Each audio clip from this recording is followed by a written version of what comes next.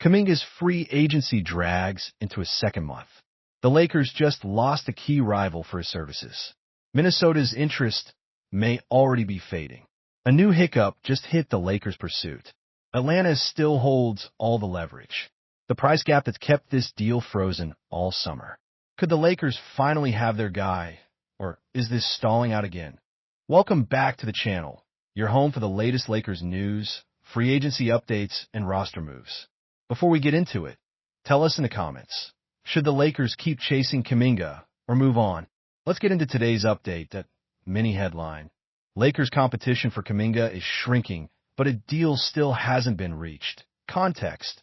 The Lakers have spent this entire offseason trying to fill their starting wing spot, and Jonathan Kuminga has been their top target from day one. The problem has never been interest. It's been getting a deal that works for everyone. Source and mechanics. According to reporting from Yahoo Sports and the Sporting News, the Lakers have already put a sign-and-trade offer on the table, reportedly landing somewhere in the range of a 2-year deal worth around $20 million, with some later reports describing a package that could grow closer to $45 million depending on structure. None of that has been finalized. Atlanta, which holds Kuminga's rights after declining his $24.3 million team option back in June, has reportedly been picky about which players and picks it's willing to accept in return. Why it matters. For most of the summer, Kuminga wasn't just talking to the Lakers. As of earlier this week, 3 teams were still considered live suitors: the Lakers, the Cleveland Cavaliers, and the Minnesota Timberwolves. That changed fast. Cleveland made a separate move, trading for wing Peyton Watson, which reportedly took the Cavaliers out of the Kuminga race entirely. That leaves 2 teams standing, not 3, and by several accounts, the Lakers were already considered his preferred landing spot even before Cleveland stepped away. Obstacle. Here's the catch. Preferred landing spot doesn't mean signed. Just in the past day, reporting has described a new hiccup in the Lakers' pursuit, even with one competitor gone. The money still isn't lining up the way Kuminga wants it to, and Atlanta still has to be convinced to sign off on whatever's proposed. Debate. It's tempting to call this a done deal, especially with the Wolves reportedly cooling and Cleveland gone. But teams have been close to landing Kuminga in reports going back to early July, and it still hasn't happened. The bigger question isn't who wants him. It's whether the Lakers and Hawks can actually agree on a structure before the calendar forces someone's hand. Open-ending. Until Atlanta signs off on the return package, this is still speculation dressed up as momentum. Mini headline. The real reason Kuminga is still unsigned in mid-August has nothing to do with talent. Context. Kuminga is a former number 7 overall pick, a 23-year-old forward who won a championship ring with Golden State before being dealt to Atlanta. On paper, a player like that shouldn't still be sitting in free agency this deep into August. The holdup has been money. Source. Multiple outlets, including reporting from Bleacher Report and a podcast breakdown via Fadeaway World, describe Kuminga wanting a contract in the neighborhood of $20 million a year, but the actual offers on the table have fallen well short of that. The Cavaliers, before they moved on, were reportedly only able to offer a fraction of that number through their mid-level exception. The Lakers' offer is centered on a shorter-term, lower guarantee structure. Mechanics. Because Kuminga is a free agent whose rights sit with Atlanta, any deal to a new team has to go through a sign-and-trade, meaning the Hawks need to get something back that they're satisfied with, even though they've already moved on from Kuminga as a player they plan to keep. That 3-way negotiation between Kuminga, his new team, and Atlanta is what's dragged this out since early July. Why it could work. From the Lakers' side, adding Kuminga solves a real need. A starting caliber wing who could defend, attack downhill, and grow next to the current core. That's exactly why they've stayed engaged, even as talks have stalled multiple times. Obstacle. But according to sources cited by Keith Smith on the NBA Front Office podcast, Kuminga reportedly doesn't want to take a shorter, cheaper deal unless it's essentially a 1-year prove-it contract.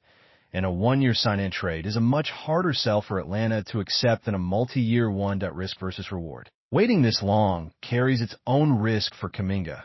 The longer this drags into the season, the fewer suitors remain, and his leverage shrinks with each team that fills its roster. Or elsewhere. For the Lakers, patience could pay off if the price finally comes down, or it could mean losing him to a Wolves team willing to be more flexible. Consequence. Right now, neither side has blinked. That's why we're still talking about this in the third week of August instead of watching Kuminga play preseason games. That mini headline. The Cavaliers just removed themselves from the Kuminga race. Context. For weeks, Cleveland was floated as a real threat to the Lakers in this pursuit, driven by a need for wing depth after moving pieces like Dennis Schroeder for financial flexibility source. According to Yahoo Sports and the Sporting News, the Cavaliers instead traded for Peyton Watson, addressing their wing need a different way and reportedly taking themselves out of the Kuminga sweepstakes. Why it matters. This isn't nothing. A week ago, this was a 3-team race. Now it's 2. Fewer suitors generally means less leverage for Kuminga and, in theory, less pressure on the Lakers to overpay. Obstacle. The flip side. With the Cavaliers gone, does Minnesota step up its offer to make itself the real alternative, or does the market simply thin out for Kuminga without much changing on price? Reporting since Cleveland's move suggests the Lakers remain the favorite, but favorite in a 2-horse race with no deal signed still isn't a guarantee. Debate. Some will read this as clearing the runway for LA. Others will point out that fewer competing offers could just as easily stall this further if it convinces Atlanta there's no urgency to move him at all. Open ending. The next real test is whether Minnesota makes a serious push now that Cleveland is out, or whether this quietly becomes a 2-team standoff that drags into the season. Mini headline. None of this happens without the Hawks signing off. Context. It's easy to talk about this as a Lakers versus Kuminga story. UT Atlanta is the team that actually holds his rights, and its cooperation is the real bottleneck. Source. Reporting from Peachtree Hoops and other outlets covering the Hawks describes Atlanta as choosy about the sign-and trade packages it will accept, with the front office reportedly unwilling to take on money that pushes them closer to the luxury tax mechanics. For the Lakers to complete a deal, they likely need to send back players and potentially draft compensation in a way that satisfies Atlanta's roster and financial needs, not just Kuminga's. Earlier trade proposals floated by outlets like Bleacher Report have suggested this could even require a 3rd team to make the money work on the Lakers' end. Why it's complicated. The Lakers don't have unlimited pieces to offer. Whatever they send to Atlanta has to make sense for a team that's already trying to stay under the luxury tax line, which limits how aggressive LA can actually be in restructuring this deal quickly. Risk versus reward.